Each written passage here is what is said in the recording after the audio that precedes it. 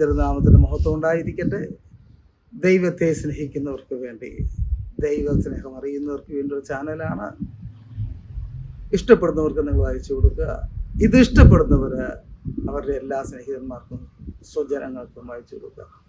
കഴിഞ്ഞ പ്രാവശ്യം നമ്മൾ കണ്ടു, യൗസേഫ് വലിയൊരു യാത്രയുടെ തുടക്കത്തിലാണ്. യൗസേഫിനെ ജ്യേഷ്ഠന്മാര് വിളിച്ച് പിടിച്ച് അടിമകളാക്കി മിസ്രൈമിലേക്ക് അയക്കുകയാണ്. ലോകത്തൊരു മനുഷ്യന് സംഭവിക്കാവുന്ന ഏറ്റവും വലിയ ദുരന്തമാണ് അടിമത്വം.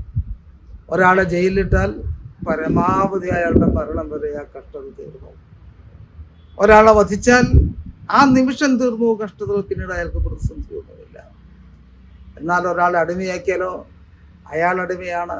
മക്കള്, മക്കളുടെ മക്കള്, അവരുടെ മക്കള്, അവരുടെ മക്കള്, അവരുടെ മക്കള്, അനേക തലമുറകൾ ചരിത്രത്തിൽ പ്രതീക്ഷിക്കാൻ പറ്റാത്ത കാലത്തോളം അവരടിമകളായിരിക്കും. ആവശ്യത്തിന് ഭക്ഷണമില്ല, മൃഗങ്ങളെ പോലെ വിൽക്കപ്പെടും, ഭീകരമായ മർദ്ദനം സഹിക്കേണ്ടി വരും.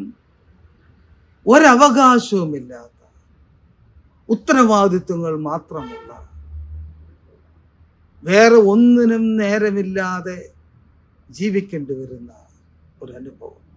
ആ അനുഭവത്തിനാണ് സ്വപ്നം കണ്ടു അപ്പന്റെ പ്രിയപുത്രനായി എന്നും പറഞ്ഞ ജ്യേഷ്ഠന്മാര് യൗസേഫിനെ വിറ്റ് കളഞ്ഞത്.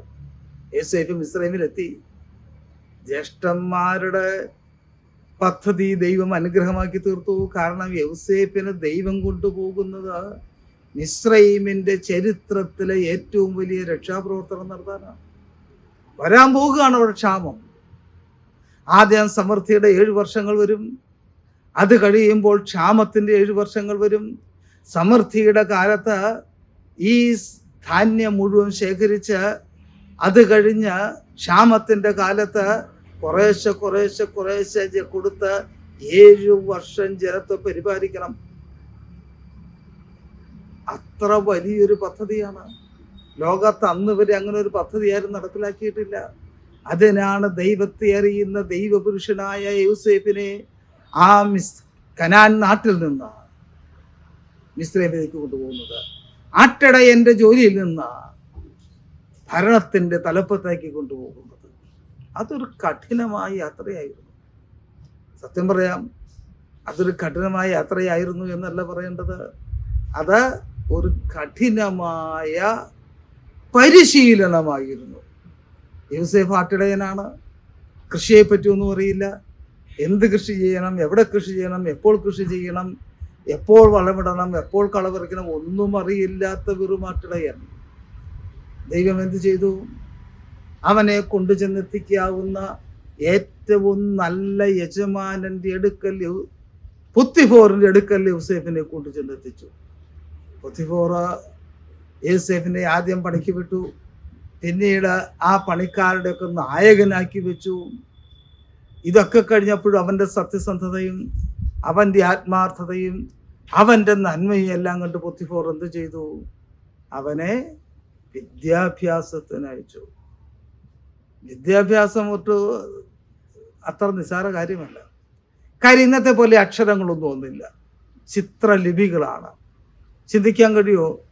ഇന്നും ചൈനയിലെ അവരുടെ മണ്ടാരിൻ ഭാഷയിലെ എല്ലാ അക്ഷരങ്ങളും വായിക്കാൻ അറിയാവുന്ന ആളുകൾ അത്യപൂർവമാണ്.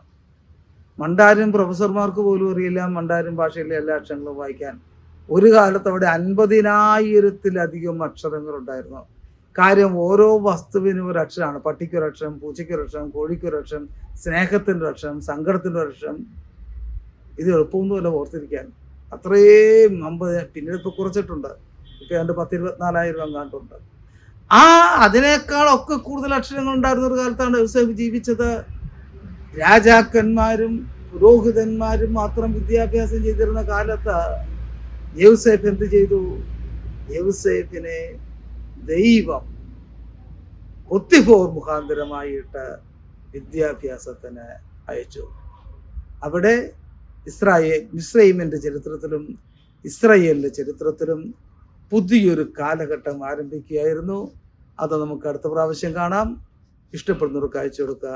ദൈവം നമ്മളെ അനുഗ്രഹിക്കട്ടെ.